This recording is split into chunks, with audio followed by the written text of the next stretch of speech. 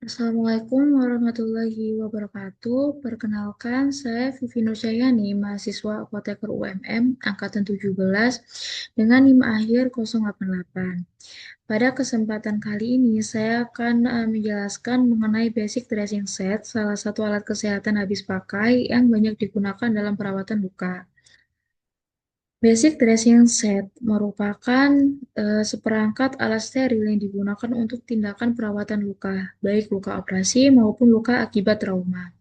Nah, fungsi utama dari basic dressing set ini adalah memudahkan tenaga medis dalam melakukan perawatan luka secara cepat, praktis, dan tetap menjaga prinsip sterilitas.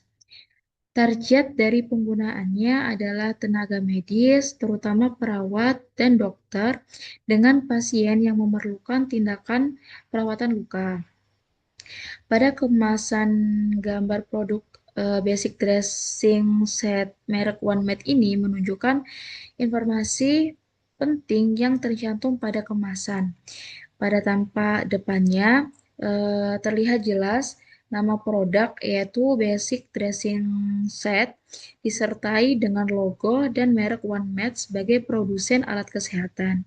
Kemudian terdapat nomor lot dan tanggal kadaluarsa yang menunjukkan batas aman penggunaannya. Nah, selain itu, pada kemasan juga dicantumkan ukuran atau rincian komponen dari paket, yaitu terdapat 2 PC disposable dressing forceps, kemudian ada 5 pieces gauze swabs ukuran 7,5 kali 7,5 sebanyak 8 ply. Selanjutnya ada 5 pieces cotton ball, 1 PC dressing tray, kemudian 1 PC hand towel, 1 PC disposable plastic bag, dan 1 PC sterile vial, 1 PC outer wrap, dan 1 pair glove size M. Nah, produk ini diproduksi oleh beberapa perusahaan di Indonesia seperti PT Jaya Mas Medika Industri Tbk dengan nama mereknya OneMed dan distribusikan secara resmi ke rumah sakit maupun di apotek. Nah, dari sisi regulasi, basic dressing set ini termasuk alat kesehatan dengan tingkat resiko rendah yang merupakan kelas A sesuai klasifikasi Kementerian Kesehatan karena penggunaannya bersifat non-invasif dan mendukung prosedur perawatan dasar.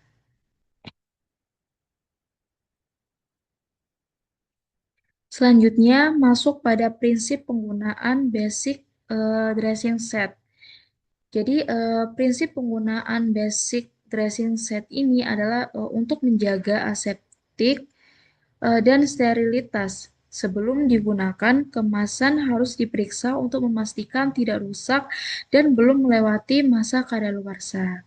Nah, selanjutnya eh, kita dapat melakukan mencuci tangan hingga bersih menggunakan sabun dan air sesuai dengan prosedur yang sudah ditetapkan oleh WHO. Selanjutnya, bersihkan troli maupun nampan yang akan digunakan untuk meletakkan alat dengan menggunakan alkohol dan tisu dan lapisi pad steril. Kemudian, siapkan alat yang akan digunakan, yaitu ada basic dressing set dan cairan irigasi. Kenakan gaun dan cuci tangan dengan sabun dan air hingga bersih. Selanjutnya, buka dressing set dan pastikan kemasan luar tidak menyentuh troli yang sudah disterilkan.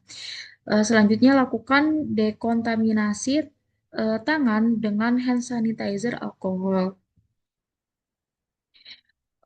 Selanjutnya, buka kemasan steril dressing set dan pastikan bahwa tangan tidak menyentuh bagian dalam steril. Jadi, kita dapat menggunakan lapisan luarnya saja.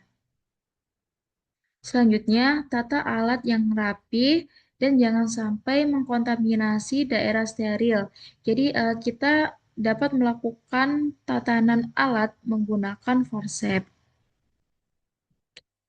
Kemudian kita dapat menyiapkan plastik sampah di yang ada di dressing set supaya mudah untuk membuang sampahnya.